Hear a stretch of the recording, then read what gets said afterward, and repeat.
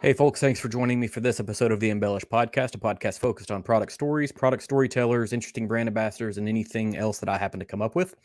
If you got here by chance, please take a moment to hit the subscribe button. Hopefully, I can be found on any podcasting platform that exists or on YouTube. And if you can't find me on a platform, send me an email at embellishpod@gmail.com, and I'll try to get that taken care of.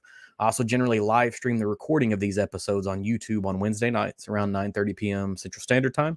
And you can find all of my links on Instagram at embellishpod or Twitter with the same handle. I have a website. It is www.embellishpod.com. It's a place you can pick up these links, episode details, and a little bit more. Today is Wednesday, July the 6th, and we are going to be talking with Mike and Danny from Penelope Bourbon.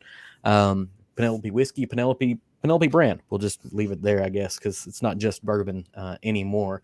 I've known about you guys since you sort of first entered into the marketplace.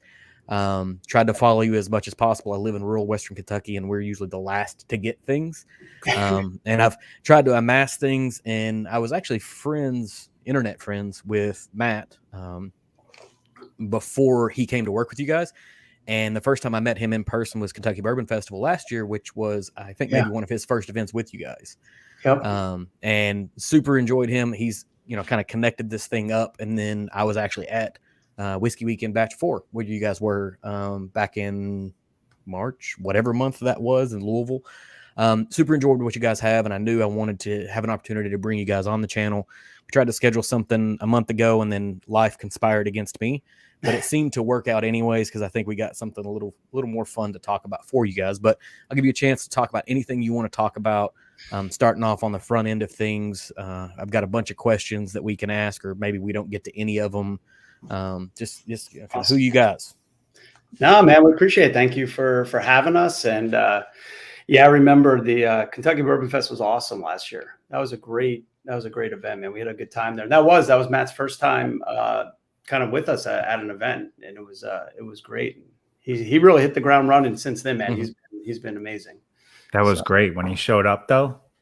Yeah, I mean, it was like, it must have been 95 degrees out, and we were unloading the car, trying to set up our booth and everything, and he just popped out of nowhere and was like, "Hey, can I help you guys?" Yeah, the best. He seems to have that way about things, and it was unseasonably hot for that festival this last year. Maybe this year it rained. It rained like crazy right before. Remember that? Like it was flooding, torrential, like Noah type rain. Rain. Before they're trying to set up all these, like get rid of all the mud. It was nuts, that field that we were in. Yeah. Oh, that was a good time. Absolutely. So yeah, you guys were at Kentucky Bourbon Festival doing Kentucky Bourbon Festival things. And you can correct me if I'm wrong, but that sort of feels like kind of the way you guys treat a Kentucky Bourbon Festival feels like how you treat your brand in general. Is it's very much a you're not coming in as bourbon or whiskey snobs. You're coming in as just people who enjoy the category and are interested in connecting with people. Is that, I guess, maybe does that match the ethos of what you guys are doing? Or I mean, it really does. I mean, I think one of the things that, because building a business is always, it's a lot of work. It's like it's backbreaking at times. And, I think one of the driving forces that gives us so much energy is we love whiskey, number one, bourbon, but all sorts of whiskeys, but also, we, getting to meet new people. I mean, the people we've met on the journey this past 4 years, I mean, it's one of the best parts about this. It's almost like you're going to like Bourbon University, right? You get to meet all these cool friends and folks you would have never have met if you didn't, apply to that class or apply to that school. So yeah, man, that's by far and away one of our big driving factors that keeps us going and keeps us energized and keeps things exciting for us. Also keeps us wanting to continually innovate as well too. So innovate. There's a good segue. I'm starting off the night with a little bit of your rosé cask. Oh, nice. It was actually the first bottle of Penelope that I ever bought, but I actually didn't buy the first bottle of Penelope I ever bought for myself. I was actually sending a gift to a friend in North Carolina, a Christmas present, and I just happened to find an online retailer that had some.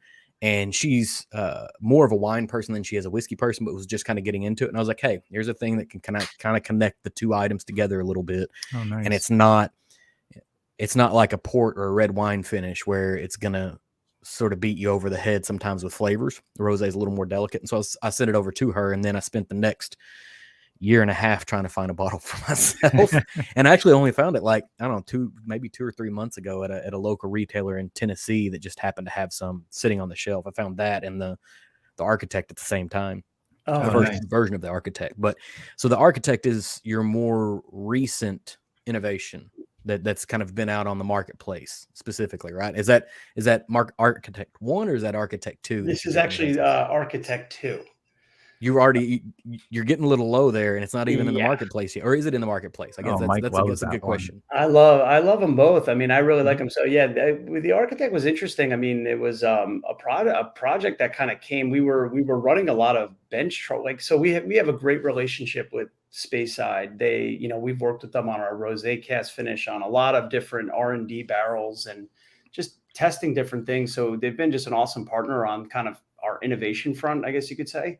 But they had put out there like the notion of these staves, and these French oak staves were primarily kind of the main use case was coming out of the Redoux facility in France. So they were primarily being used for wine.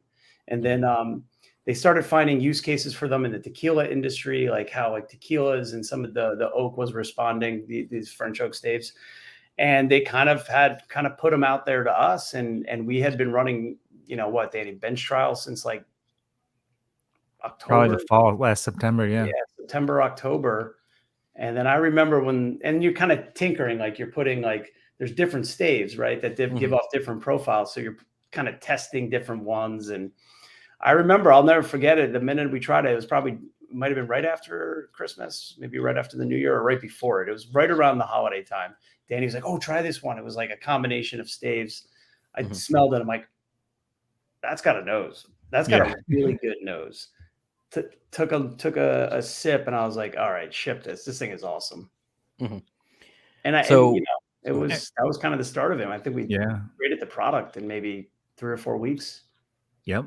We had we had a 4 weeks bottling scheduled, and we were gonna do another product, and you know, after he tasted it, and we were just like, we gotta get this in a bottle, you know, and we just pivoted real quick and we kind of came up with the label in 2-3 weeks. And, you know, even the name was like a late night session, just a thought shower kind of thing. Yeah. Sorry, I'm taking a note. You said something in there I got to come back to. So French oak staves, I have a pretty good idea of what that is, but I think a lot of whiskey people that are maybe relatively new or kind of intermediate whiskey people, when they think of a stave, they think of like what you make a barrel out of. Is that what we're talking about here? Or are we talking about like planks of wood that have some charring to it? He's actually probably got them right there. Oh yeah. So these staves are they're thin planks of wood. And the fact that they're thin is important because when they're toasted and they go through the oven, having it thin like that creates an even toast through the thickness of the wood so that you don't have much variation in it. So there's 2 things about the staves that we use that are important. And one is that the wood itself is evaluated chemically before it's used, and it's categorized by and you know, I'm not a chemist or anything, but like something about the tannic level and some other chemical properties of the wood, so that you know that each of your staves is consistent. Unlike, you know, regular barrels, when they're put together, it's like you could have staves from different you know, different types of wood and all this stuff, and that all imparts different flavor on the bourbon.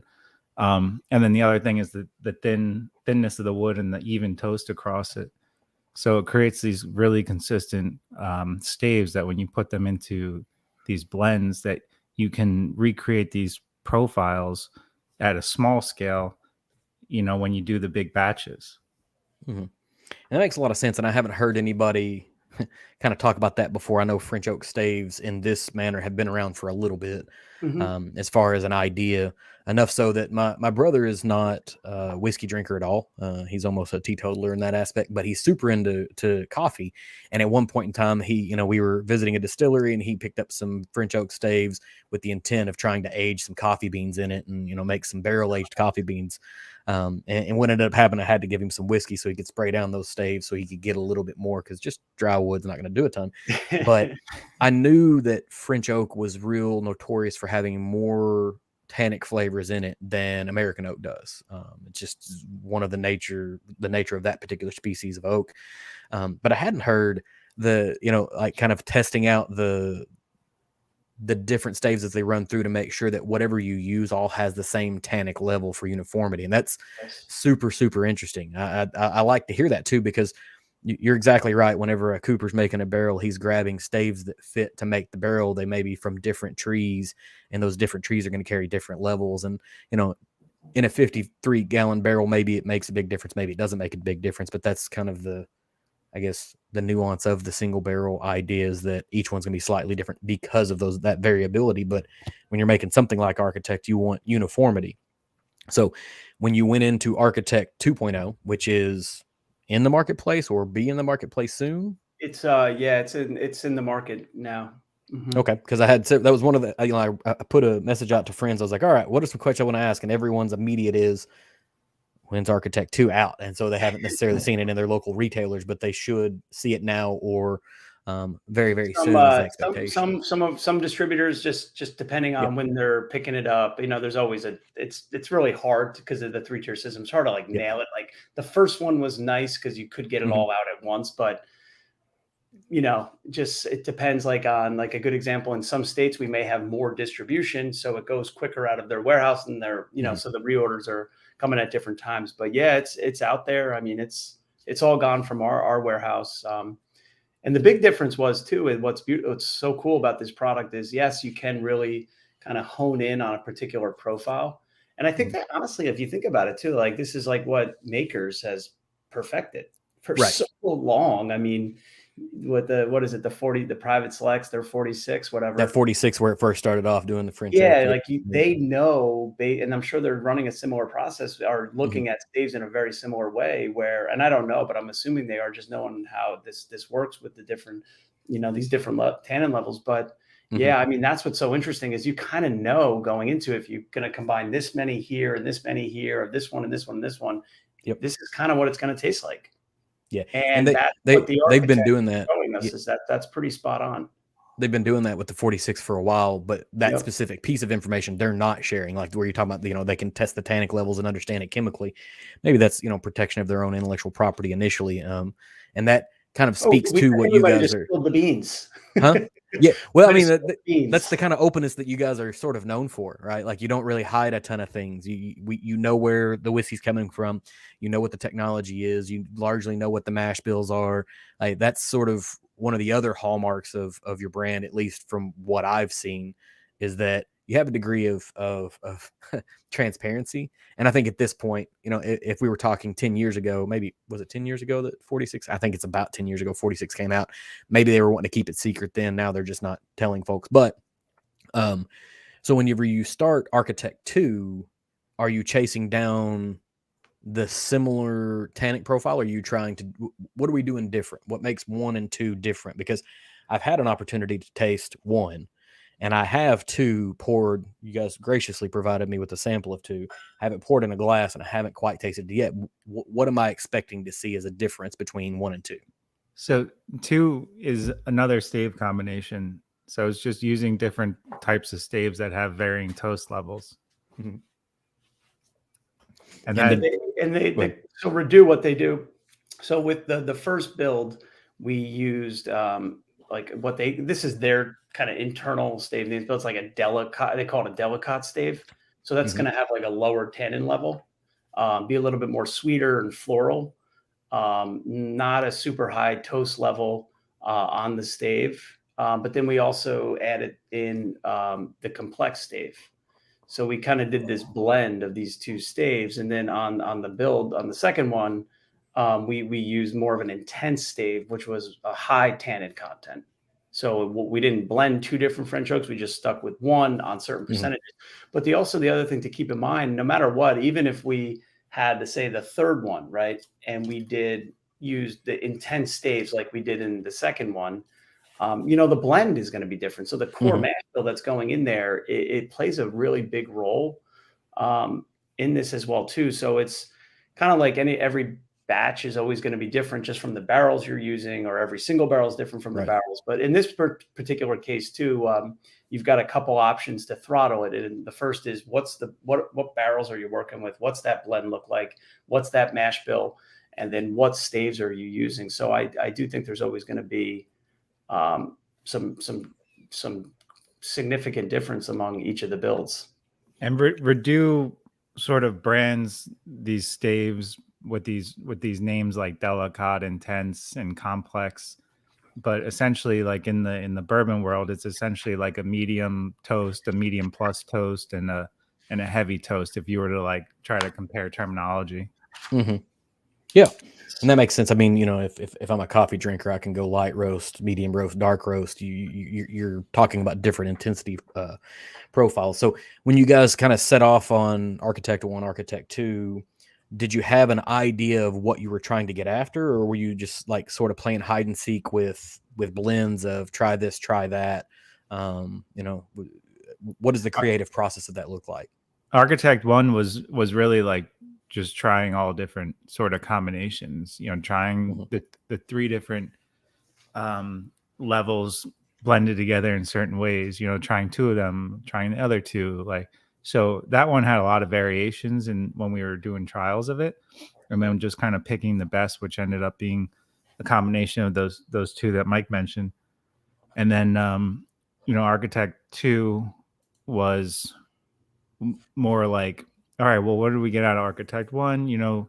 Let's try something different. Like, let's go with the complex stave. Let's go with the heavier toast levels. It had a deep, richer kind of build to it. It had a heavier consistency, and it had more of that French oak intensity to it. And I think Architect 1 ended up a little less intensive in that French oak, just to kind of like ease us and then ease other people into like the category of French oak. Everybody's used to the American oak and the charred and the toast. So even for Mike and I going into this French oak category, it was like, oh wait, it was different on our palates. So I think build number 1, kind of eased us into the French oak on the palate, and then build number 2 was like, boom, like you really brought it out. And I think so I went ahead and took my first taste of Architect 2, and I think that matches. It feels like a more mature version of the first one. It's got a little more, and I'll preface this with, I'm very much a tannic person. Like that is a thing for me. I remember when I first got into wine, I was looking for the driest, most bitter red wine you could find. And then kind of backing down from that, kind of going the wrong way for it. French oak has been a thing for me for a while, but as soon as it became a thing in bourbon, I was like, yes, because it's adding a different dryness, tannic flavor, spiciness that's not rye spice, right? Because you can get a spiciness out of tannins that is not that bite you peppery spice or whatever, but it definitely feels like you've gotten to that flavor profile to me. And you can tell, like, I think there's a little bit the viscosity with build 2. It's got that, it's a little bit creamier in that regard. But, even with 1 though, 1 was interesting because it was like kind of complemented almost some of our more traditional profiles, like being a 4 grain, you're getting a lot of those grain notes. And I think it did amplify it quite a bit. What's interesting about the French oak, what we learned on build 1 is that through, oxidation and aeration, I mean, these things do change fundamentally. But when we went with the higher with the intense stave for build 2, it was pretty much ripe right out of the gate, like fresh crack of the pour. It doesn't really change. So like build 1, you're going to get this evolution in a good way. I mean, I think it's going to be evolving, and a lot of our bottles do that just because they are a blend of 3 bourbons, so they're going to evolve. whether it's better or worse, they're changing in profile as you kind of go through that bottle. But with this one, what was interesting is, I mean, look, proof is in the pudding. Right. I've been ripping these things. Yeah. They are pretty, the pour you take from the neck pour to the last pour is going to be pretty consistent across the board, which I think is what we wanted this to be. Yeah. If that French makes sense. oak makes me a little nervous too, because when it's not balanced correctly, and I don't know if this is the right word. I know the profile in my head that I'm thinking of, but like, I want to say like dusty, like, like something's not fully integrated. And so the finish is just off if you don't balance the amount of wood to bourbon correctly. Yeah, it's almost like a mustiness, which can in for people who've been drinking whiskey for a while, they start looking at it and start feeling like, wow, musty equals age. But it can come out of this sort of French oak profile, at least from what I've experienced here. Is there a significant age difference between the blends of 1 and 2, or are they about the same? They're pretty spot on, right, Danny? No, they're pretty much the same. And that's the exact thing that I think I'm getting at, is that blend 2 tastes more mature than blend 1 does, but it's virtually the same age, and so that has more to do with the French oak profile. I mean, there's a ton of other things that can kind of go into it. That's what you guys were targeting is around your flavor profile, but it's achieved. It feels more robust, and I'll say, I usually kind of look through things that I am most anticipating in a year, and Architect 1 was it. And then whenever Matt told me, when we did the reschedule, he was like, hey, I had some things come up. I couldn't do it the last time. He's like, hey, this may work out because it's going to time out where Architect 2 is coming out. And I'm like, man, I haven't even found Architect 1 yet. You guys are getting ready to come out with Architect number 2. This is super exciting, right? And so now it becomes another thing for everyone to sort of hunt down. And I hope you guys are seeing that, at least through feedback from the market. Everyone I've talked to is asking, where is number 2? So that's how well number 1 was received. So in number 2 as well, there was awesome, sort of an accidental kind of change in 2 as well.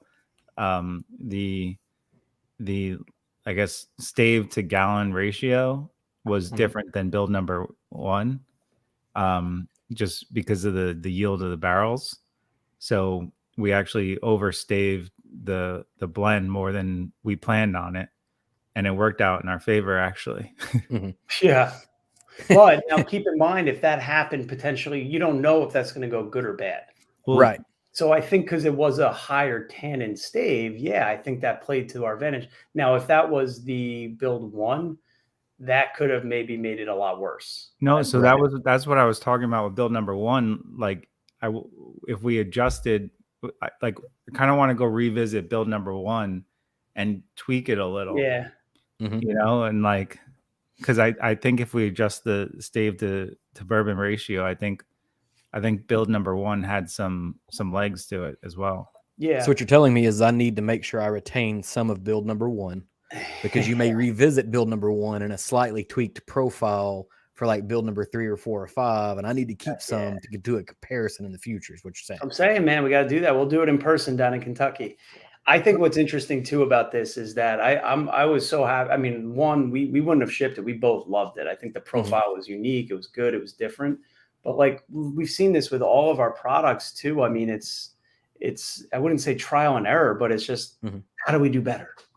So it's that constant strive for something new. And so while I love 2 right now, how do we make 3 better than 2? Right. It's a constant achievement over top of each other, and that you become your own opponent at that point because you did a really good job. It's sales. I mean, that is sales through and through. If you sell $100,000 worth of product this month, then you need to sell 120,000 next month, and 130 and 40. You just can't kind of keep growing, and that's encouraging for us as consumers because you're always looking for the next good thing that you're going to make. We're glad you're after that. But is that what the future of Architect is going to be? Is it's around French oak, or is there going to be any differentiation, or you don't know yet?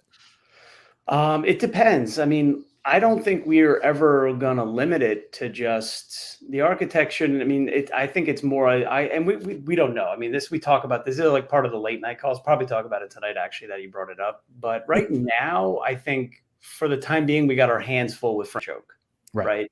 So let's nail that. But as we become more comfortable with how we are kind of actually the production side of staves, like once we kind of really have a good understanding of what our process looks like, there's I think the architect shouldn't just be limited to French oak. I think it could have American oak. I think it could have all different types of stave profiles. Because I also think it's a lot interesting. I think it also, for being a smaller company, I also think there's a cost efficiency for R&D. So if we want to really tinker with it, say like, cast finishes are great. We have cast finishes. We do cast finishes, but there's a process. They take time. You don't really have, things are coming over and you just kind of order them as they're already probably on a container, or you put an order and you got to wait months and months and months, and the barrels come and you got to, it's a whole thing. The staves are interesting because you could get these staves of different oak profiles and pretty much run an R&D project in 4 to 6 weeks and, do it at a relatively much lower cost of doing, say, like some other R&D trials. Right, Danny? I don't know. That's how I view it as. No, 100%. The other thing about cast finishes is like, and we've run into this issue, is we've experimented with like a small group of barrels and we loved it, and then you're like, all right, let's buy more of those barrels and do this at a bigger scale. And then they're different barrels, whether, for some the problem of the single barrel, right? Maybe they're, I don't know. There's 1,000 different probably reasons why they're different, but you don't get the same finish. And you're like, well, shit. Scalability becomes a huge problem. And it sounds like the French oak stave helps to kind of eliminate some of that because you can get at least scientific uniformity and know you're getting the same thing over and over again. Yeah. And what I love is, like we're trying to innovate the architect series, but Redu as well as a partner is trying to innovate as well. And they're going back to their stave profiles and they're adjusting them. Because they're finding that in the market, like they're getting feedback and they're finding that if they adjust some of the heat levels or this or that they're getting a better product. So we're excited to start working with those new staves as well. And we like being the guinea pigs on with them as well too. I mean, look, we're going to run our bench trials, and if it doesn't work, it doesn't work, but being on the forefront of new innovation coming out of any cooperage, let alone one of the leading manufacturers of wine and whiskey barrels in the world, it's not a bad thing. And they're open to feedback they're open to feedback. And oh yeah, we're supposed to send them feedback, I think, Danny. Yeah, that's so. I think the feedback loop is in the form of bottles. Yeah. Hey, look, that's the right kind of feedback anybody should be giving. The feedback loop is one of those things that, some more mature companies are less likely to be receptive to that kind of a concept because we've been doing this for 50 years. We know what the hell we're doing. Don't tell us what's going on. We know what it is. It sounds like they're open to that. And then I know you guys as a company are pretty open and receptive to feedback as well. Whenever you put together a blend, right? So we're not necessarily specifically talking about architect, but maybe we are. How do you get to developing a blend and getting sign off on that? Yeah, I mean, it really depends on the product. Like products like our Private Select and our Toasted, ones that are more kind of smaller batch products, like whether we're using like a 750 gallon tank or a 550 gallon, so they're just smaller batches. Those are usually it's usually Danny kind of coming up with blends and maybe I'll take a sip of it, and as long as we like it, we're going to move forward with it. But when it comes to like our barrel strength, which these are much larger batches, even our 4-grain, we have an 80 proof offering, and it's not running through an oil pipeline. It's actually, we're creating blends for our $35 product, and it is a batch. I mean, actually, no, we don't really call it, as we don't go off batches. We don't even put it on there, but our 4-grain's done in batches, and they're different barrels, and we're trying to hit a consistent profile. But there's a high touch process for getting that, for nailing that one down. So really, the big one that we do that we really like to bring in the folks for is on our barrel strength for those batches. And yeah, generally, I mean, we put together, we get the samples in, Danny, and we kind of kick them out we kind of invite a bunch of folks to come on a Zoom call and just kind of get feedback, like which ones they like, what can we do, what do you think? And so when you say folks, are you talking about like these are industry professionals, or you just have some people who have expressed interest in doing this thing? It's the latter. Yeah. People that we have got to know online, and it's the greatest thing ever. I mean, you're getting like the most important feedback in the book. You're getting the consumer feedback, which to me, there's nothing more valuable than consumer feedback. Yeah. And that's, it's one of those questions that I already knew the answer to, but I wanted to ask it so that way we can talk about it, because I really, really enjoy that approach. I work in computer software, and one of the best things that we can do is talk to our actual end users to get feedback on what we're doing and make sure that this is the thing we should be building, and whenever you're talking about building out a batch of the barrel strength, I've got one sitting here. I don't remember what batch number it is. And I realized this in preparation for the episode. I have a barrel strength and I have a rosé cask, and I've got a select barrel strength that's toasted and a private select that's not toasted. I don't have the standard 4 grain, just the standard 80 proof offering. I haven't picked, I don't know why I haven't, but I've got the batch 8 of the barrel strength here, and it's good to see that happen. And I feel like the reason that you guys are doing that is largely because you don't come from a spirits background to begin with. Yeah. Because I think their feedback loops are often closed, and you're just trying to make something good that people enjoy. And that's how you get there, is through legitimate feedback. Well, I mean, I also think too, we are consumers. Like we have it's not like we don't even say look, at the end of the day, we don't have like, maybe we do now, I guess you can even say, but it's not like we never use them. We don't have like a sensory panel. It's like, do you like it? It's like as simple as that. Does it taste good?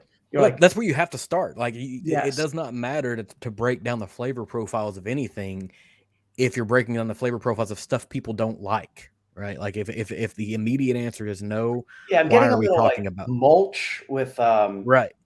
Some like mud in the tires with it's like correct. Well, I mean, you might even shit. still be able to get floor out of it, but if the main note is old shoe, but there's some floral in there, like I got some floral, I got some caramel, I got some vanilla, but man, this old shoe is really overpowering and I don't like it. But it's a rich leather old shoe, right?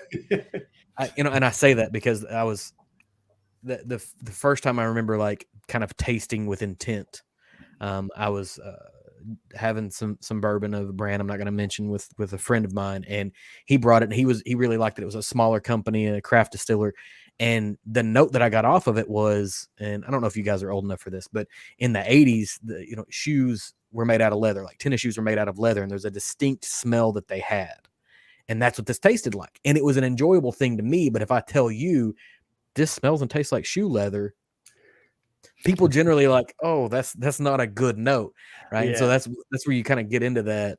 That's why I started with a shoe leather thing, because sometimes that's good and sometimes it's bad. But it's like I said, it's encouraging that you guys are after that kind of feedback from consumers to be able to generate your products. Yeah, I think it just is.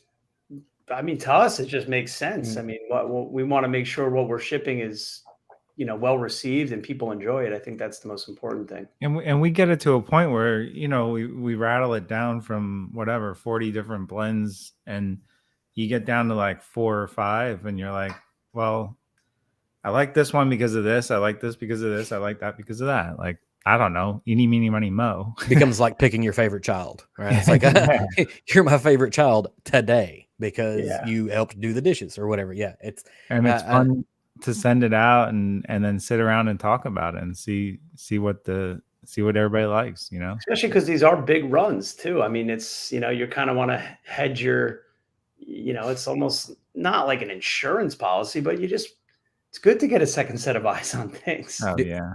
Do you guys go in with like, this is my favorite 4 or 5 blends that we're sending out, or is it blind? Like, are you blinding yourself at that point? Like, what does the process of that look like? I'm usually getting it blind. Yeah. Yeah, I get them blind. I just get box. They're like, Danny's like, have So at have it. you tasted the blends beforehand, or this is like from the beginning? Danny Here's has. Danny has. okay. I'll you actually a lot of the times will start like depends on the batch and depends on the travel schedule. So I mean, there's been one or two instances where I'll just get them with everyone else, and I'm starting at the same stage. And then there's been times where we'll meet up, him and I, and we'll whittle them down from like 40 to like 10. Yeah. And those are Right, fun but nights. then when you Those are great nights. Those are great. It's always a fun time. Yeah. Well, I mean, you're sitting They're around, always and that's the reason why I think brown spirits are so interesting, is because they are communal in nature.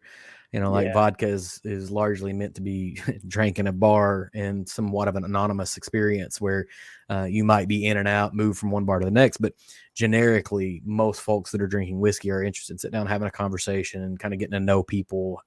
That's what makes it interesting. And the process to select the batch matches that, right? But whenever you get to selecting the batch, you can get it whittled down to 4. Do you guys get like veto powers, or is it still somewhat democratic at that point? I mean, I wouldn't say it's probably 100% democratic. I think it's more of we use that input.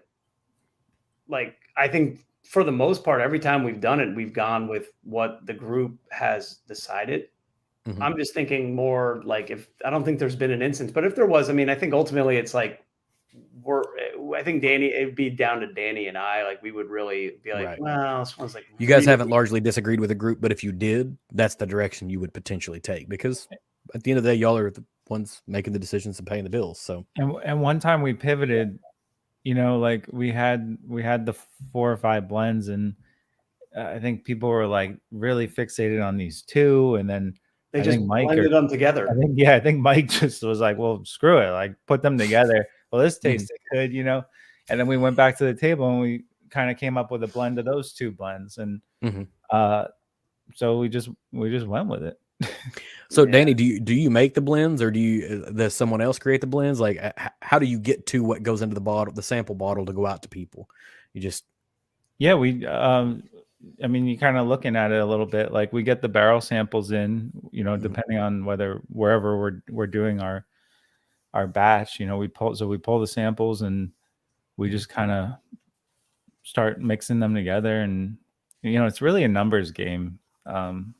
It's just like how many different iterations of mixing these, you know, these barrels together can you do? I mean, so that, like I said, like, you know, I just take all the barrels and then whittle it down to, you know, a handful of samples that everybody can, you know, kind of get into. So you guys are at a very significant portion of implementation against this, but 4 years ago, you weren't really. I mean, your brain. I think you said 4 years ago, right? 4 years ago is kind of when everything sort of began. We LLC'd the business back in June 2018. 2018. So yeah, we're right at 4 years. So maybe it was alive for a little bit before that, but like, how do you get to, I'm going to create a whiskey brand? Like, how does this happen? It almost like moved as quick as coming up with the architect. I mean, honestly, it was crazy. I mean, Danny and I, we grew up, we were next door neighbors growing up. So we always kind of, you know, we just have known each other for years, but I've always had that entrepreneurial kind of mindset. I had kind of dabbled in some just starting brands and things like that. And when my wife and I were trying to have children for a while and it was taking forever, we always said if we had a girl, we were going to name her Penelope. And when we found out, obviously it was amazing, but it's just like one of those things, all that, the weight of the world's kind of lifted off your back, a lot of stress is removed, and just kind of, I don't know, man. I'll never forget the moment, because I was driving back from a landscaping store in Colts Neck, New Jersey, and I was like, Penelope Bourbon. That's a great name. Remember that, Danny? And then we used this app called Marco Polo at the time, and we still use it, but it was video text messaging. I just went on our high school group chat. I was like, hey, I got this crazy idea. I'm going to do this. And it was in April, because I was picking up some spring plants, and it was I was like, guys, I think I'm going to do this Penelope Bourbon. Don't really know much about the industry other than that I liked whiskey, and I'm going to do it. And then I kind of closed the loop, and maybe a month later, I started cold calling folks. Like, I needed whiskey, so I started cold calling folks, and I cold called MGP and didn't have a business plan. I was just talking off the cusp. and they were like, why don't you come on down and you can have a +1 and let's just see what this is all about. We'll kind of show you around. And so we were golfing, and I just with Danny and another friend of ours, and I was like, hey, I got a +1. Does anyone want to go? And our one friend's like, hey, I got to check with my wife. Danny's like, I'll go. And that was kind of it. That's how it all kind of started. To this day, my wife is always like, you still have never told me you're going to start a bourbon company. You just said you were going to visit a distillery. And it's been just been down the rabbit hole ever since. Yeah, and I think these are some of my favorite stories that exist. And it comes out of craft and small brands where there's this. I don't want you to take this as an insult. This is not. This idea of unjustified confidence, right? The audacity to think, I'm just going to do this thing, and then you do it, right? Like those are the stories that I connect with the most because, there's a ton of people who have ideas. Like I have this idea. I think we should do X and such thing, but they never do anything with it, right? And it takes some degree of, let's just see what happens. This entrepreneurial spirit that not everybody does have. Those are the exciting things for me. And when you guys kind of began out, one of the other things that I find interesting and just kind of listen to you guys speak and reading other interviews that you've done, you began with the idea of targeting Basil Hayden's market share, which is another sort of audacious thing because those are not places where, most of the people that come from a whiskey, bourbon, snobby background, they're not going after Basil Hayden people because they sort of turn their nose up at Basil Hayden people. Mm-hmm. But from a business perspective, the statement of if you can get 1% of their market share, you have a brand. And that is brilliant. Like that's just what it really is. It's absolutely brilliant because it's exactly correct. But how did you get to the idea? Like, let's get 1% of their share. Like, where does that come from? Well, I mean, I remember pretty clearly. I mean, we didn't even know. Like, I remember getting we finally got into. I mean, I really didn't even know much about MGP. Not even kidding. Mm-hmm. Danny and I had never even been to a whiskey distillery, so we loved whiskey. It was like what I drank. I was never a real big beer drinker. I mean, I don't drink vodka. I mean, I liked whiskey. That was what I drank, and I just and honestly, I had come from software as well, and like yourself, and you kind of know in software, like especially in enterprise software, you could be doing like HR software one day and like sales software. Yep. You're working in all these different functions, and you're like, well, I don't really know much about HR, but you're like, I guess I'll figure it. You just gotta figure it out. Whatever. Yep. It is what it is. So you kind of get that notion, like, all right, it's just another industry. It's no big deal. But yeah, no, I remember that. So we did want to have a plan going into it. So we went to go see him around this time. Actually, it was like July 12th, almost 4 years ago. Day after my birthday. Yeah, that's right. Yeah, Danny, never forget that. But Wait, you say July the 12th? Like, is your birthday in 2 days? July 11th. Okay. Yeah. Big happy birthday too, early, man. Yeah, you're younger. Yeah. Well, congratulations. 4-0. Sorry, I didn't mean to distract you, but sorry. You said a thing and it triggered a thing in my brain. Should have had a cake. Right. But no, man, I think the big thing for us was really having a plan. Like we weren't going to start with a lot. We wanted to just have a product that we could go to market with. Mm-hmm. And for us, I just said, like, look, our model's got to be really clear. There's a lot of bourbons. It's a hard space. Whatever everyone else is doing, let's do the opposite. Mm-hmm. Like you got to separate yourself. And that goes from our name to our packaging, to our product, to our sales, kind of proposition. And that's all we knew. We go to MGP and we just said, shit, there's actually not a lot of 80 proofs on the market. And maybe there's an opportunity to really sink our teeth into, and keep in mind, we're not in Kentucky. So we're up in New Jersey. So we're not kind of fully engulfed in a lot of the, maybe say like everyone's looking at different age statements or looking at the mash bills. It's more of like, I think there's a lot of tons of bourbon drinkers and Scotch drinkers and tequila drinkers up here, but that was just our notion. I just kind of looked at it from my perspective. Like if I liked it, I liked it. That was I was cool with it then. Right. Mm-hmm. And the price was right. It had to be priced accordingly. That was always really important. But yeah, we went there with a kind of an idea, like I want to try to do something a little bit different. And when we came up with this blend of 3 different bourbons, a corn, a rye, and a wheat, it had a very sweet floral profile. And when you look at the other, 80 proofs on the market, Basil's was in New Jersey at the time. It was like $50 a bottle, 49 around that price point. And we kind of had said like, well, ours is a very sweeter, more floral profile from the corn and the wheat. Mhm. And, with Basil being a little bit more of that spicy rye forward profile, I was like, maybe we can steal some market share. And the one thing that's amazing about this industry that I didn't know this going into it, nor did Danny, but this industry, the spirits industry, rewards hard work. If you work hard, you are going to move cases. So like, I think if you work hard and you're honest, I think you have to be honest as well, right? I think you can't get away with being with legitimate deceptive practices. It'll reward sort of the principles of the ideas of capitalism in the beginning. If you work hard, you have an idea, and you be honest about it, you're gonna do just fine. Yes. And that doesn't work anywhere. Like there's no other market segment where that works right now, at least not one that I know of. No, and in the beginning, what we did, I mean, we sold it from our car for a year. So we didn't even get to sell it. We didn't even get to sell it. I mean, we started small too.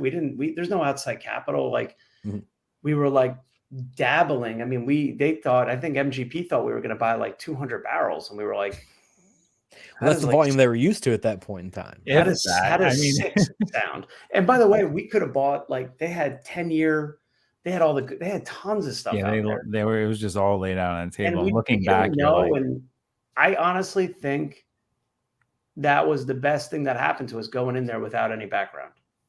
Just going in there with like our palate. It wasn't even like, our palates were not crazy sophisticated. It was like, do we like it? And it's like, yeah. And I think we didn't overcomplicate it. And we felt like that was a good product. And how do we build off that? And we sold it from our car for a year. And but it's amazing when you do that, when you're on the front line of selling and you're selling it yourself, you get all that direct feedback thrown right in your face, good or bad.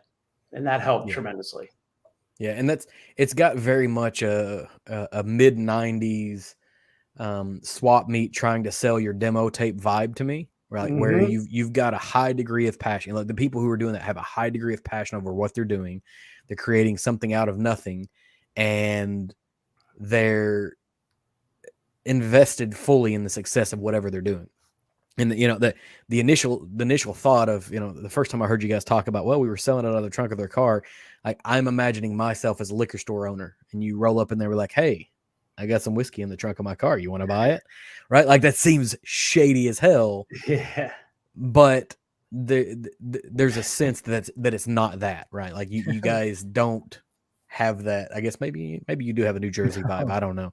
I don't know. Looking back, you gotta swallow your pride, and and you just gotta do it. And you're like, but what was amazing, like, I was just telling my cousin this story. I haven't talked to my cousin in forever. I was just talking to him earlier tonight, and coming from enterprise software, these, selling into like a corporation could take 2 years.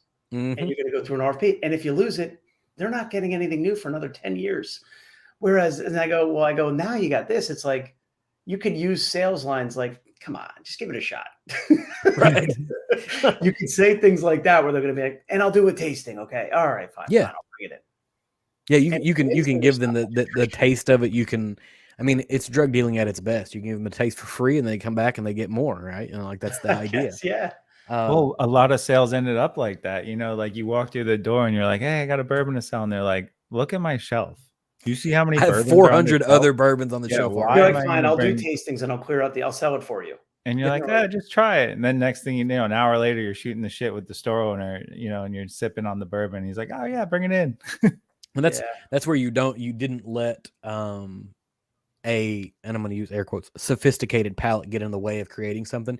You guys made something that was good that people could resonate with, and then you let it speak for itself, right? I don't imagine, and maybe I'm wrong here, but I don't imagine you went in with a whole bunch of high pressure sales tactics, because you're exactly right. Trying a high pressure sales tactic whenever the guy already has 300 other bourbons on his wall is not going to work. You're going to have to let the product speak for itself, and it feels like it sort of has done that already. But you kind of began in bourbon, and you've done a lot of things in bourbon, but you've broken off from that a little bit, right? And so there's this light whiskey thing that happened. Did you expect light whiskey to do what it did? like to be this thing? Well, I remember this because like we kind of look at ourselves as part of the community. We're very much involved and engaged. And I'll be honest with you, I mean, you could just tell there's always a lot of excitement around high proof light whiskey. Mhm. From what I've seen just through the social sphere. But it had to be the right stuff. I mean, because again, this was like such a random thing for us. And we got offered the barrels. Look, we were like, damn, these are good barrels, man. This is good. And again, Danny and I were just like, we loved it. That was I was like, I like this. I don't care. We'll figure it out. And then we just said, look, at the end of the day, like we stumbled across these great barrels. Let's release it and just say, look, we're the founders of the business. Just call it Founders Reserve, and maybe we'll come across other cool shit, and we can wrap it up into that brand name. And I mean, honestly, and I had seen, I think it was Obtainium has done some great, light whiskey releases, and there's a few there. I mean, obviously Old Carter's done some awesome ones, and with some of the blends they're doing, but I'd seen some excitement, and it's funny because you can kind of see the excitement level when you're really engulfed in the community online, and even some of our wholesalers who are not, they're kind of not as in it as maybe say like we are ourselves, and they're like, light whiskey, I don't know, but I'm like, dude, trust me, I love this stuff. So. Well, I would have bet against you. Like immediately, the first time I heard light whiskey, it wasn't from you guys, but the first time I heard light whiskey was entering the marketplace, I was like, oh great, we're repeating the 80s where they were trying to find a way to make bourbon and whiskey interesting to the American consumer again. And then when it hit the market and I tried it, I'm like, okay, no, I get it now. And I think that maybe that's part of the benefit or whatever. But you said, you specifically said other cool shit, and we'll label Founders Reserve. Does that mean there's some other cool shit? What does that mean? I mean, anytime we've come across, I mean, we don't have like, again, we bootstrap this business. So we don't have like outside, we don't have like a slush fund of cash. So we got to be somewhat like cognizant of Right. what we're looking at. But if we come across barrels that we are just, they just are absolutely outstanding. It's hard for, I mean, both of us to say no. So we have some of the original wheated whiskeys. So the experimental wheated whiskeys from MGP with the 95.5s that are going on 10 years in April. More light whiskey for sure down the pipe. I think that's really the main two right now, but yeah. All right. So now that you said there's potential for more light whiskey, there's already somebody that is walking to a liquor store right now to line up to be able to get it. Right. That's absolutely going to happen. And it's enough that I was in Austin back in February, and there was a liquor store, in Austin, Texas, and I was like, I got to get over here. What was the liquor store? I don't even remember. So I got over there and they didn't have it. Like it was on their website that they had it, but they didn't have a good inventory system for the website versus what was actually in the store. And so I'm like, I am in a whole other part of the country and I'm still looking. Like, I'm like, maybe I can find some light whiskey over here. And it actually happened. I think you guys were in Texas at the time because Matt was in San Antonio and he had gone up to Dallas. Y'all were there the same week and it just didn't work out. I was going to try to connect with him and be like, hey, let's have a drink and hang out or whatever. But man, would have been awesome. Didn't work out because, I was there for work as well, which, kind of occupied all of my time. But huge thing. The light whiskey was, I think, really, really well received. You mentioned a wheated whiskey. You've got the rosé cask. And did I hear right? I think you guys talked about this at Whiskey Weekend in Louisville. Did you guys start a rosé company? Yeah. It's pretty cool, right? Right. Well, but for real though? So we were struggling. I mean, it's very, very hard and challenging to get rosé wine barrels for our rosé cask finish. So our pipeline is always small. It's never going to be a big release. And as you grow, you're trying to you're trying to get it to all your markets and just trying to get it out there.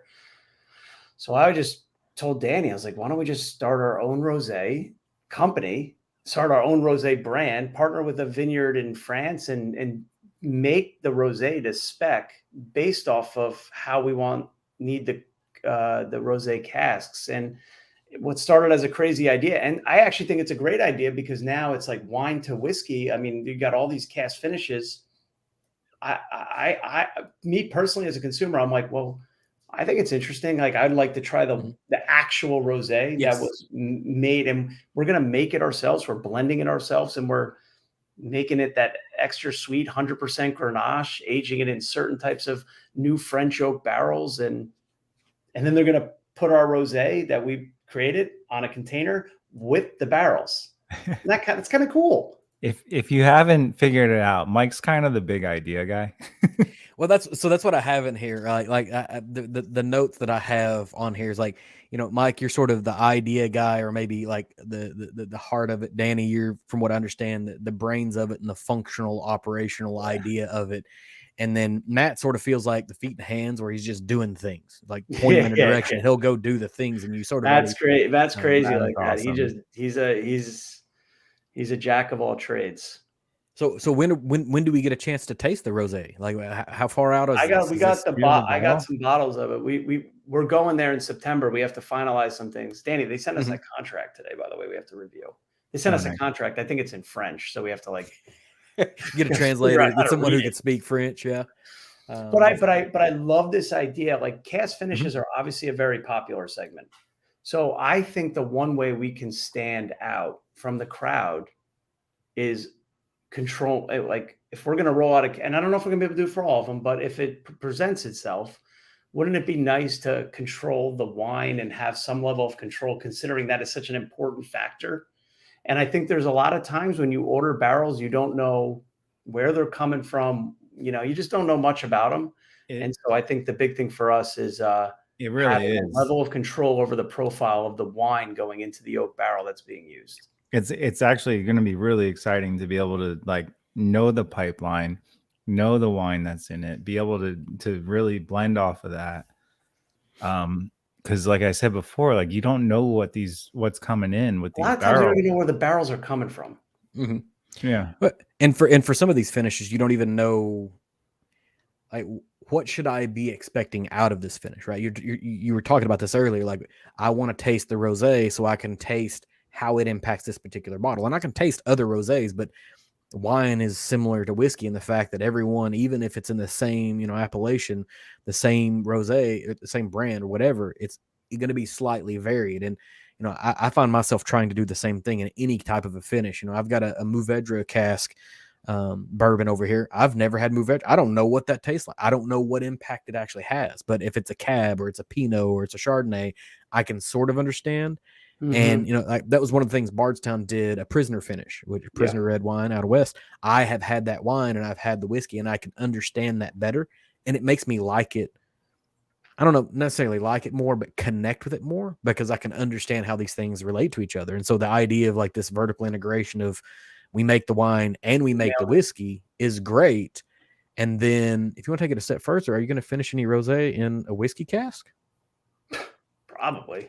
I don't know. That's a great idea. I think, see, now your mind goes even further than mine. I actually did not think of that. I don't even know what the legality is on that, but I like that idea a lot. Well, I mean, because I know there's a number of red wine companies that will finish in bourbon casks. That happens on the regular. That's a normal occurrence. And I was talking to another distiller at one point in time, and I was like, "Hey, you guys are going to finish in this?" And he was like, because they were owned by he's owned by a bigger company, and he was like, we should try that. I'm like, yeah, because I want to know what it tastes like. I want to know what the rosé tastes like. I want to know what the rosé cask tastes like. I want to know what the rosé tastes like when it's finished in the bourbon cask, and then let's do it again. Like, let's make all of the flavors work, because cask finishing, I think, is one of the futures of bourbon. It's something that Scotch has been doing for a while, and we're just kind of catching up to them.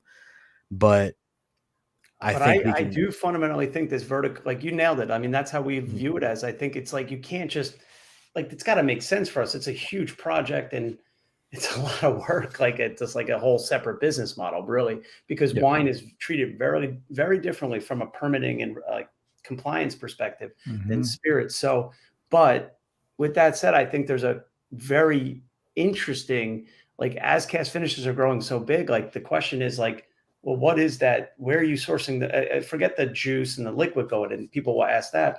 but eventually it's going to be like, well, where are you getting that barrel from? Mm-hmm. What wine was that from? It's like, we want to be able to control that as much as possible to the extent that we can. And I think there's a really cool vertical integration. And I do think there's a lot of cool things that the whiskey community and the whiskey world does that maybe, I don't know anything about wine, dude. I have no idea. I'm speculating. Mm-hmm. So that maybe like people could come on site and it's like, oh, you're more of a wine drinker. Well, pick a rose. You guys will pick the rosé barrel. Right. Then you could pick a rosé cask finish barrel. And mm-hmm. maybe there's some really cool things you could bring from the whiskey world to the wine world, shake things up a little bit. Yes. Yeah. And vice versa. There's a lot of sharing. You can kind of go back and forth between the two items because they're the same people that just did like different things, because we're all sitting around and sticking our nose in a glass and taking a drink. And, you do it enough times and you end up, maybe you guys don't do this, I don't know, but you go to a whiskey event and you come home and then you catch yourself drinking your water and giving a smell of the water glass. Yeah. Getting a little chlorine on this one. Like, oh, I'm still doing the pretentious chlorine. thing. No, my family says that all the time. They're like, you can't put anything to your mouth without smelling it first now. It's inherent. Like, this is the thing that anytime I go, Kentucky Bourbon Festival or a meetup or whatever, I come back and I'm smelling everything, which is maybe a good thing. Maybe I should do that more often. So that way I'm like, oh, this doesn't smell good. I shouldn't put this in my mouth. That's why, and this is debatable, but I say everything starts from the nose. Well, I mean, most chefs will say, you eat with your eyes first, your nose second, and your mouth is the last thing to eat, and so you're still right. If someone, and I think it's true in whiskey as well, because if you show up with something that's very, very light colored, people automatically make assumptions on what the flavor profile of that is going to be. And that's, several of the blind tasting companies will use colored Glencairns. Like, I prefer one that's like green like this. Oh, nice. Because then I don't have to worry about, is it a dark, rich color? Because that can be misleading. It may be that it's wine cask finished, or is it light, but it was in a used bourbon barrel. And so it's not going to pick up a ton of color along the way because it was already done that way, but it could be a 30-year Scotch. Whiskey looked like water. Exactly. Yeah. But it's because it may be in a used cask and it could sit there for 30 years. This is what the light whiskey looked like. Yeah. Right. But it was still delicious. And so you get this idea where you get a preconceived notion of what it's going to taste like or what it's going to smell like or whatever based off of the side of it. No, it's funny. There are a lot of similarities between the wine industry, obviously, and whiskey, just different group of people. Yeah.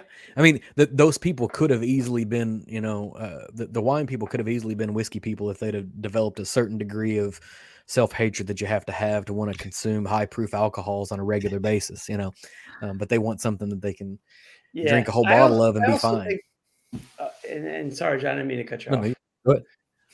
I was just thinking too more about it. I think too, what's the whole thing. And it's like, the last couple of years we've been 100% bourbon pretty much. I mean, okay, now with some whiskey as well, but maybe it's good for the creative mind to explore something else to just keep you fresh. You know what I mean? Yeah. Like just getting some wine in there.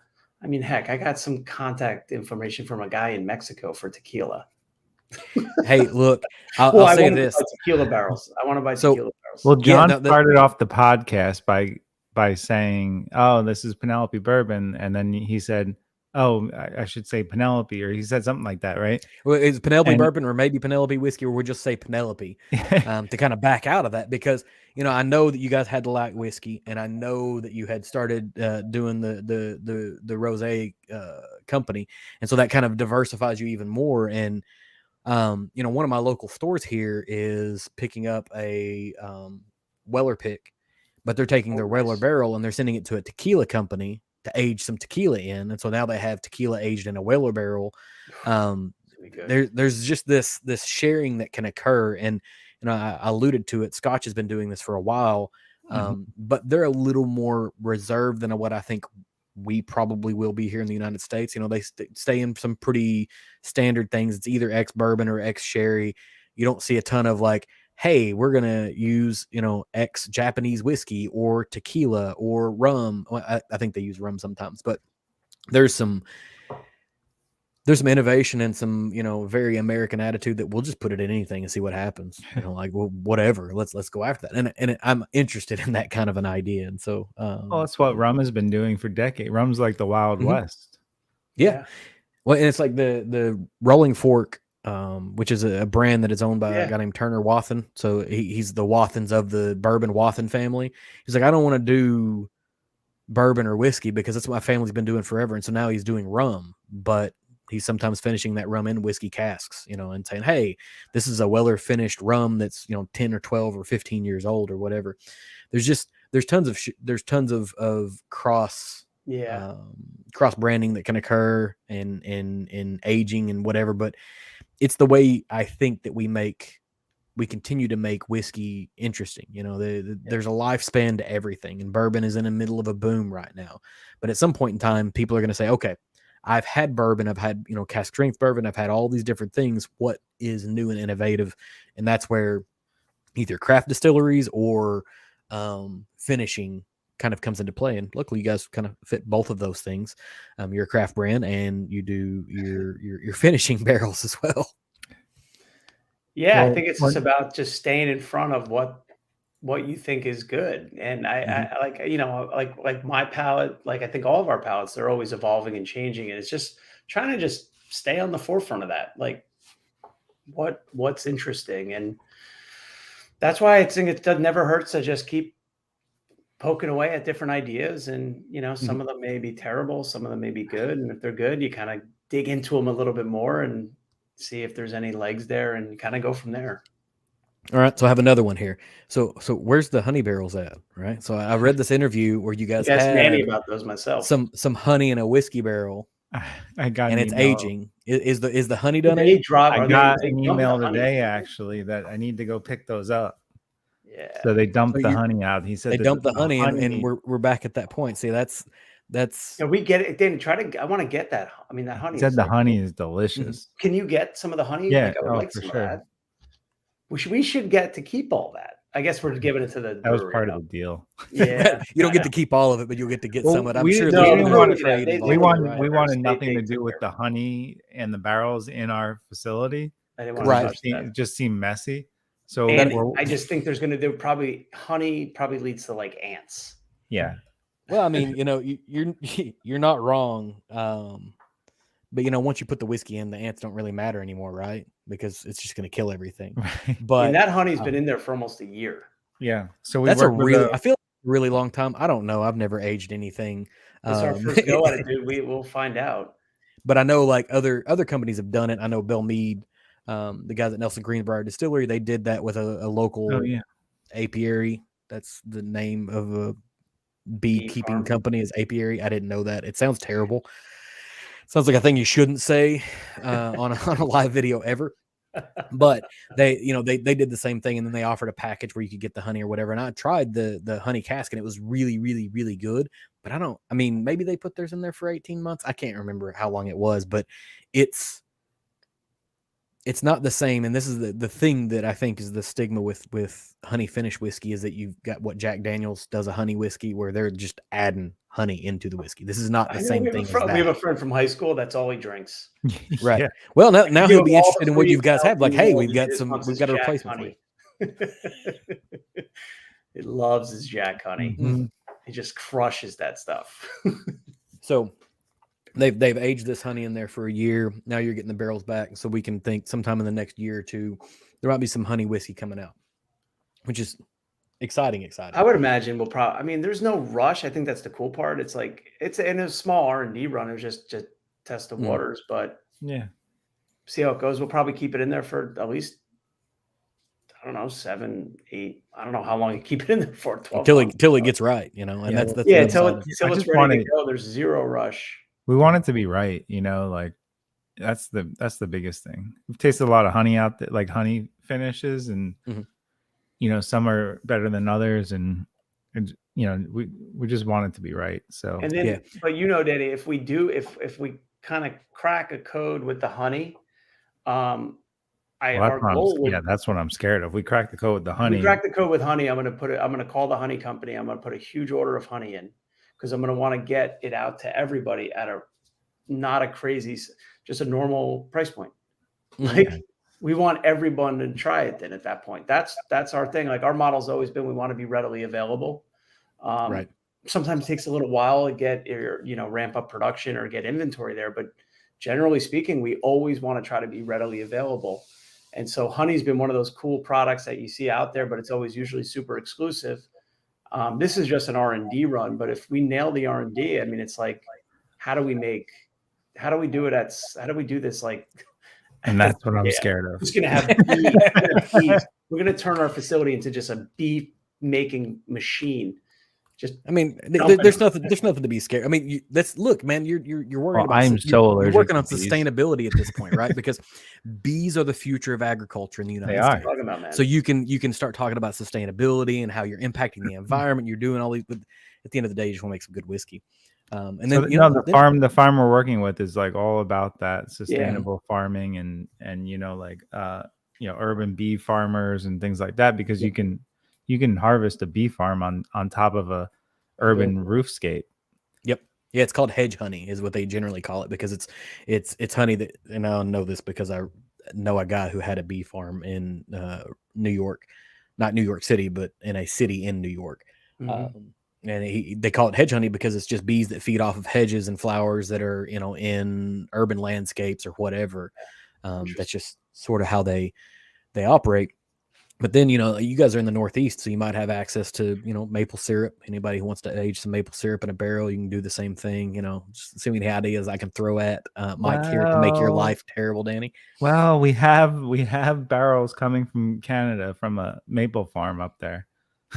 Nice. So is this barrels that were your barrels, or is it just barrels that they had? Our barrels. So they reached out to, I think they reached out to Mike months ago. Yeah, they actually reached out to me on LinkedIn.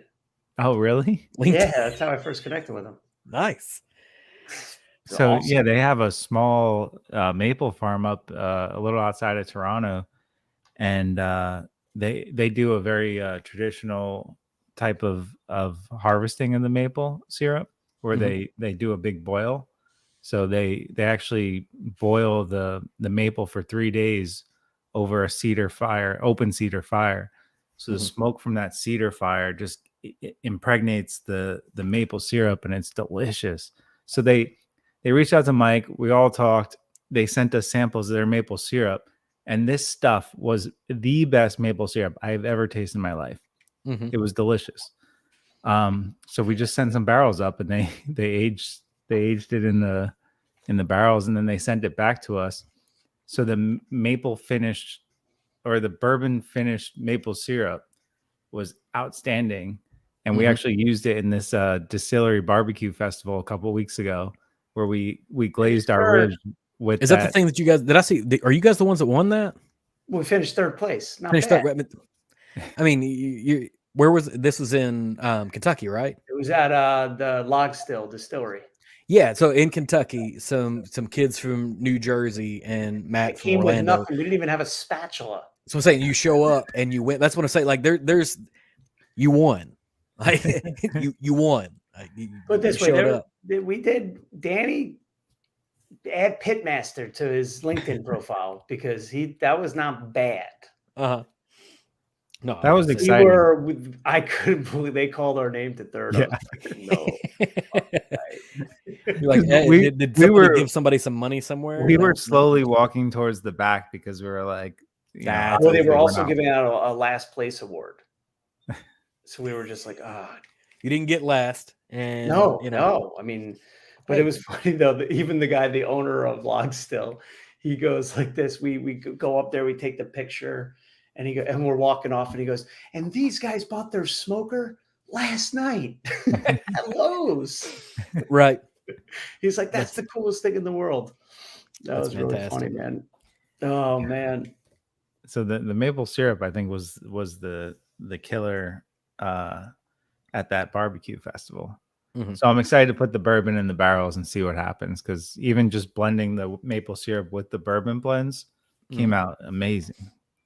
So we're in the next year, we could see a maple syrup finish, a honey small finish. Scale. These will be very small scale. I'm just saying, like, from the brand. If it's good, 2024 would be large scale. Yeah, not like me could see it, but you guys as a brand could see the ideation behind it coming into fruition. A lot of buzzwords right there. Ideation, fruition. Ideation, I You like must that. be in I'm in. Culmination. Yes, Culmination. I'm in. This is my flipping back into my work brain. I'm gonna have to stop doing that. So you guys do custom. I don't know what private selects, which are not single barrels. Like what is a private select? Like what how does that differentiate from a single barrel? I mean, they're really just more to kind of who we are. I mean, we blend, so they're really Mhm. just custom batches, custom blends.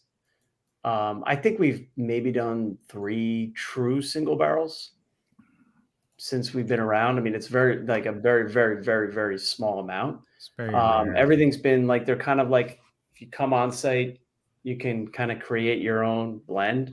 There's no Mhm. there's no barriers. Just if and we'll we work with you. We can provide some help. But yeah, it's just all custom batches, kind of blend up, kind of have that. That's kind of true to who we are, right? Just blending and having fun and just Mhm. tinkering with some different mash bills. But if somebody comes away and they say that one barrel, I want that one barrel, that's a thing that can happen. But it's not going to be differentiated as a single barrel. It's still part of their custom private select, whatever. Yeah, we don't have a single barrel label. I just think that's representative of like what single barrels actually are. You know, they're just like out of all the barrels that we've tasted, you know, to Mike's point, you know, we've only released, you know, a handful of single barrels that were truly like not out of this freaking world. And we have good 5-6-year-old barrels. Like they're all I actually think we get really good batches. And the batches of barrels we get are fantastic. But when you start blending them, they're better together. I think you find at least I think we've never had anyone ask us, can I just get this as a true single barrel? Right. I mean, the single barrels we had, that was like 2 years ago, we sent them out because they were just out of this world. They were very, very unique and different. Outside of that, everyone's been like, no, when you come up with the blend that really clicks, it's better than the parts. Yeah, and they're getting some connection to it themselves as well because they're helping craft the blend of it. But beyond that, like I've only been a part of one single barrel selection, but I can see how as a selector you would say, you know what, I like barrels 4 and barrels 7, right? But what would happen if we put these two together? Would they make the barrel, right? And that's where the blending aspect kind of comes into play. Is it like, can you take two things that you sort of liked and turn them into something amazing? And that's where I think you guys and maybe one or two other people are finding this niche place where you can make what you want to make based off of what we've got available at a barrel scale. And I see one of the original in the picture here. I see one of the original R bourbon blends. Yeah. I mean, that's up on the shelf. Original private select label. That's one of. We only did 8 of those with the thick ribbon. I remember those barrels very well. Yeah, it's still sitting up on the shelf because I've got 2 of that, 2 of another. I have a bunch, and like I said, it was one of those things where when I looked at it, I was like, I have all of these other ones, and I still don't have the standard, just the 4 grain 80 proof standard offering that's there. So you guys are seeing what I feel is a high degree of success. Is there any thought that this brand always going to be a New Jersey brand? I mean, yeah, I think, we'll always be based here because we do so much in the Northeast. So I think from a Northeast distribution perspective, yeah, absolutely. I think the legislation here in New Jersey, I think it's a little tricky. Yeah. We're here, so there's advantages to being here as well. It's a very densely populated metro area. So we'll always be connected here. I mean, we're always going to be Danny out. I mean, I don't see us moving anytime soon. However, I mean, it's crazy not to understand that having a DSP in Kentucky's got its advantages. So you are kind of playing with your hands tied behind your back a little bit if you're not operating literally a bourbon business in Kentucky. I think they are the most progressive when it comes to their, the legalities and the legislation. So, yeah, aside from the whole online shipping, to find from like the shipping part, like there's some states that you can't ship to Kentucky, you know? You have to. And also, I think, New Jersey's expensive. Taxes are high. I think property taxes, I mean, everything's high here. Yeah. I think it's high everywhere, but I think, if you find a spot, you can Relatively really, speaking, Kentucky's significantly cheaper than New Jersey. And that specific question came from a guy who lives in Long Island. And so he's looking at it from the perspective of like, we understand the cost is a thing. Long but some Island's people, a fortune. right. So some people consider it like, oh, well, no, like this is a badge of honor. This is a New Jersey brand forever. Or is it whatever's in the best interest of the brand is what we're always going to do? And that's that's sort of, I guess, the idea behind the question initially is this is it, or whatever it takes to make this thing work? No, and I think you got to think about it realistically too. With Mhm. I mean, you got to be agile. We're going to be based here because we are like how we ship to New Jersey. We have a good business in New York, Metro and Upstate. We have a great business in Massachusetts and Connecticut and Rhode Island. So it's very, very advantageous to have a hub here for your point of distribution, sending finished goods out to the Northeast right out of New Jersey.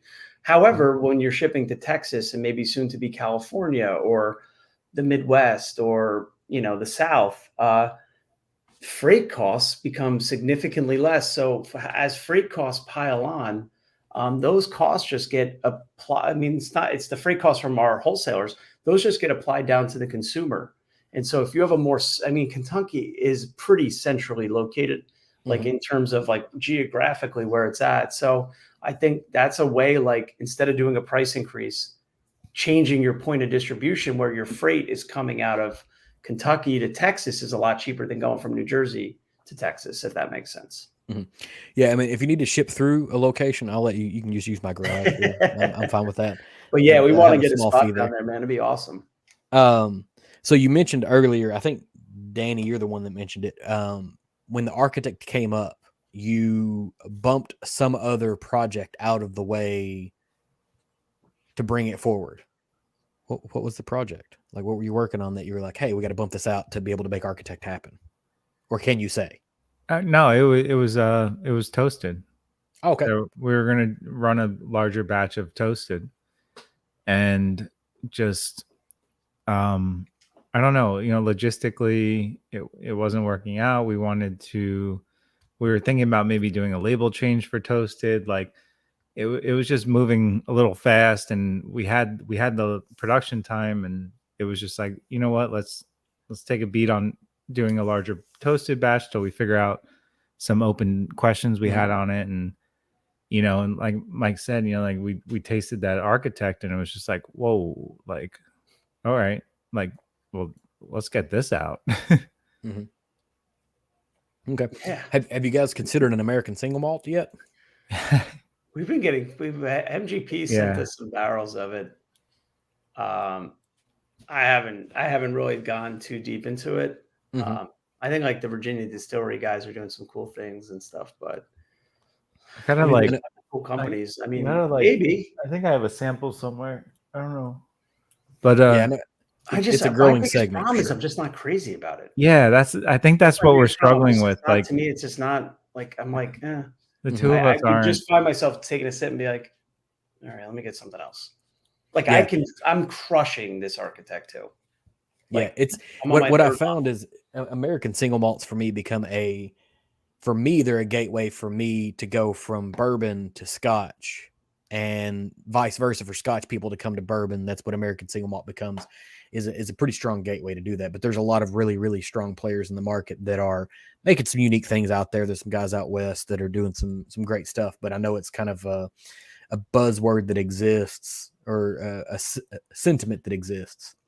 And I didn't ask this earlier. I want to go back to this. Oak scan. So this is this term that you guys are using around architect. What does that mean? What does that mean? That's basically the chemical analysis on the wood that they perform. Okay. So when they, whatever it's called, lumbering or foresting. Uh-huh. When they're foresting forestry. The wood, yeah, they bring it in, and then they run the chemical analysis on the wood, and then they basically categorize the type of wood that they're bringing in, and then it goes to the certain products.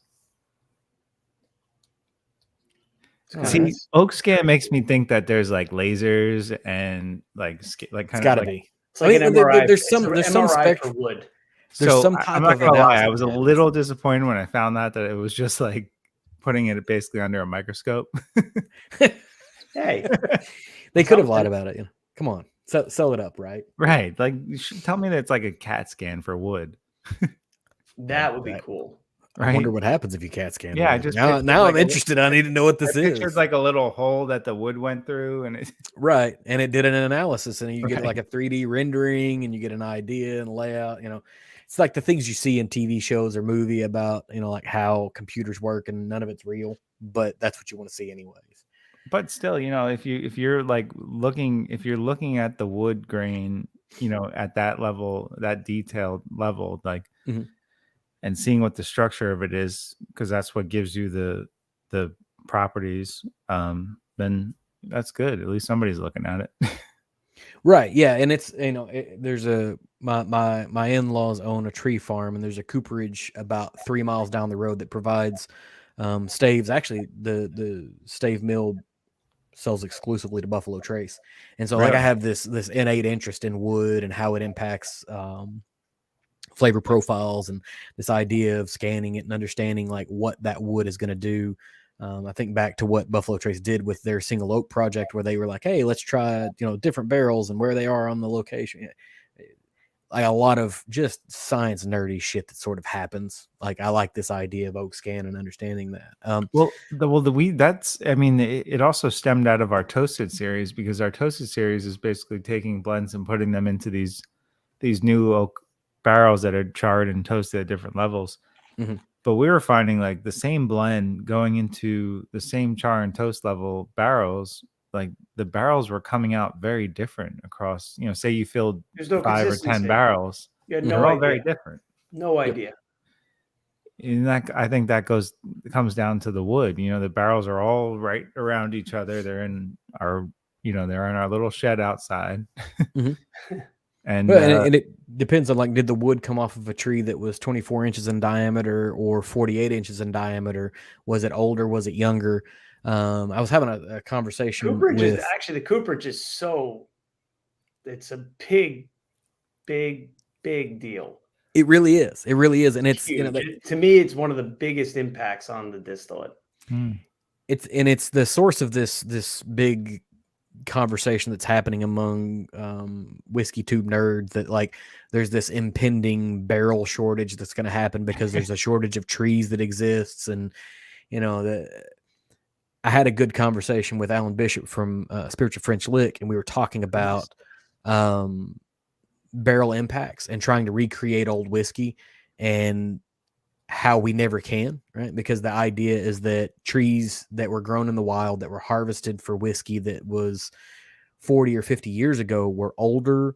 They had grown. They were 100 years old. Well, they were 100 years old, but they also grew in a wild forest, which means they had to fight for sunlight, fight for wind, and they lived through a bunch of stuff. And so that impact, they had tighter grain.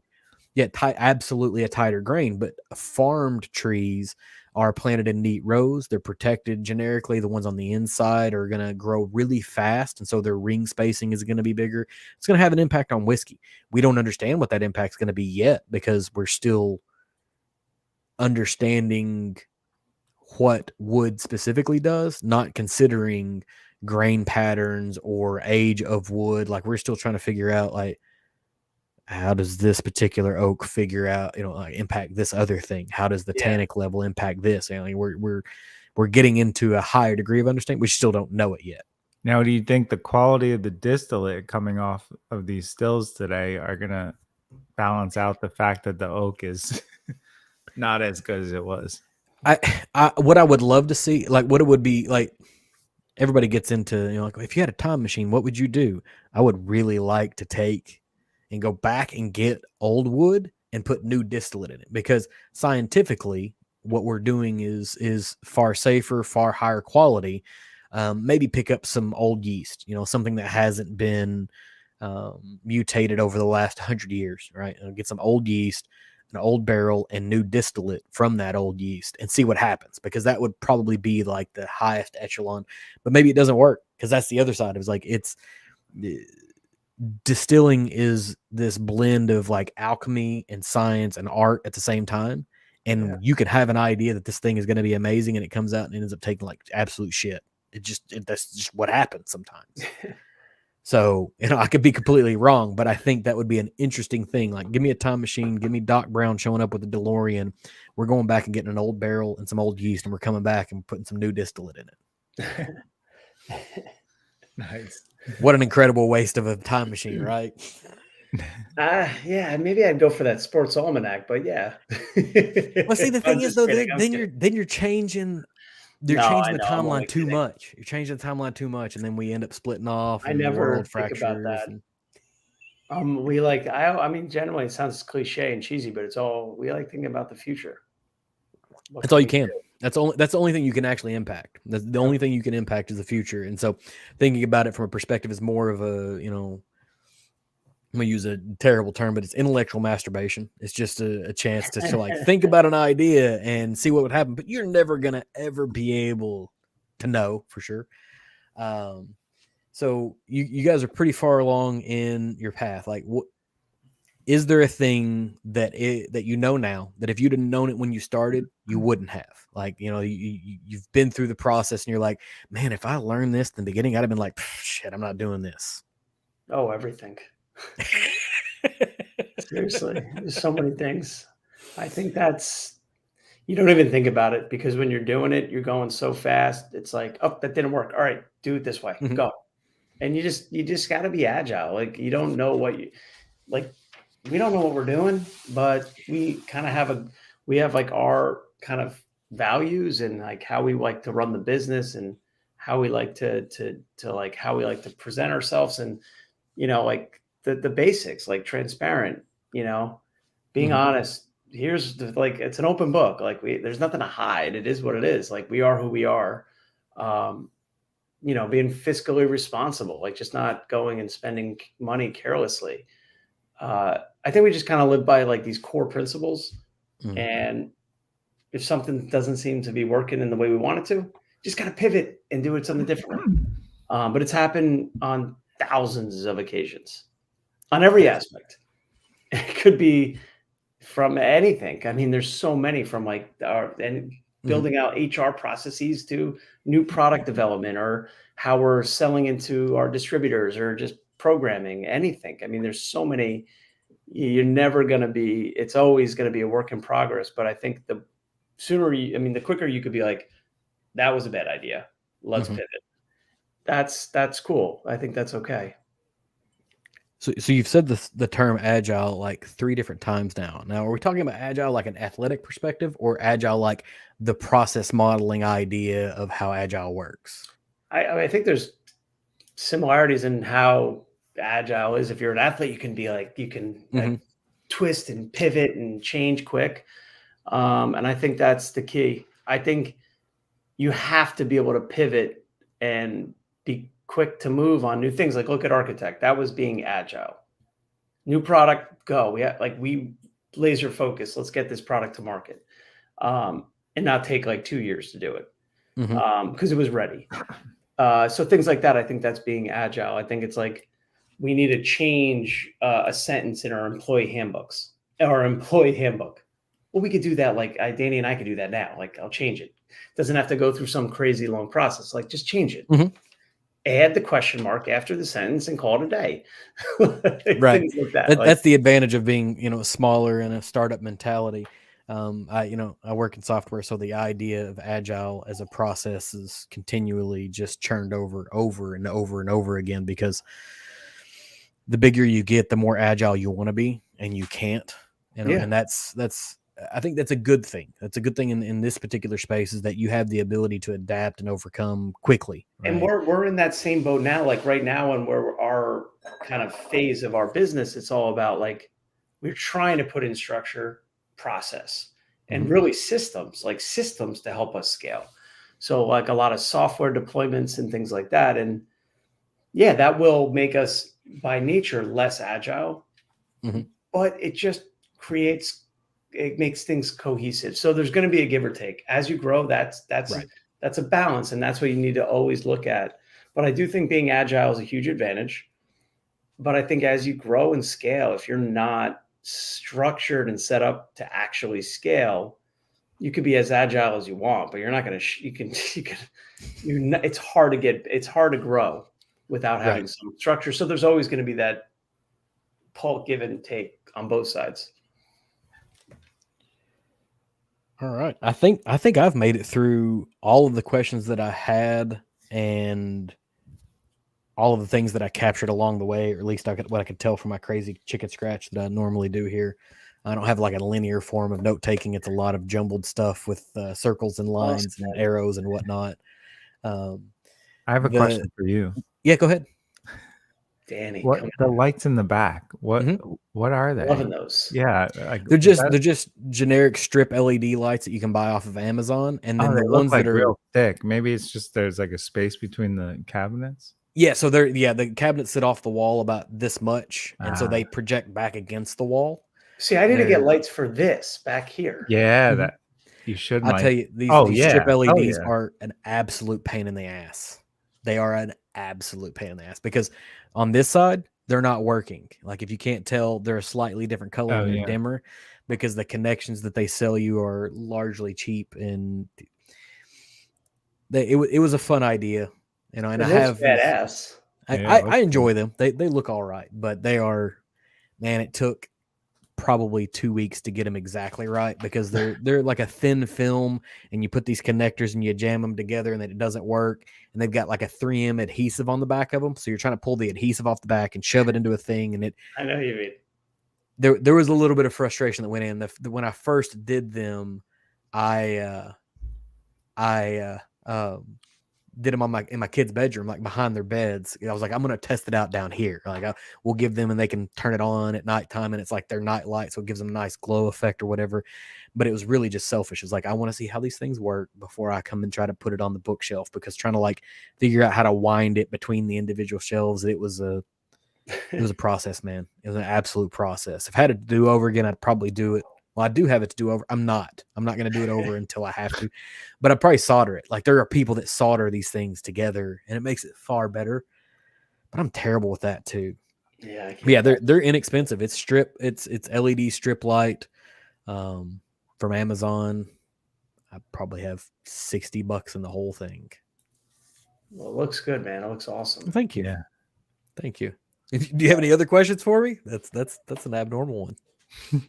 Well, no, man, but thank you for having us on, man. We appreciate it. Is there anything that we didn't talk about that y'all want to talk about? Maybe that's what I should have asked. Like, did we miss anything that y'all like, hey, we've got this thing coming up we want to talk about? I gotta be honest, man. We covered quite a bit. I don't know, Dan. What do you think? I mean, I feel pretty good. Yeah. No, that was awesome, man. Thank you very much. Perfect. Well, I appreciate you guys being here. And I'm going to boot you off, do my closing, and then we can huddle for a quick second afterwards. But like I said, I appreciate you guys being here tonight. Awesome. Yeah, thank you very much, Sean. I appreciate it. Thanks for tuning in for this offering of the Embellish podcast. If you enjoyed this, please leave me a review on whatever platform you have to be consuming this on. Leave a comment if possible. Hit me up on social media, on Twitter or Instagram using EmbellishPod. And give me a follow, and you can keep up with what's going on here. I can be found at embellishpod.com with all of my links, account, contact details, and more. So until then, I'll be back again next week with another offering. So until then, cheers, and thanks for hanging out with me tonight. Really enjoyed having the guys from Penelope on, and we'll see what we've got next week for you guys.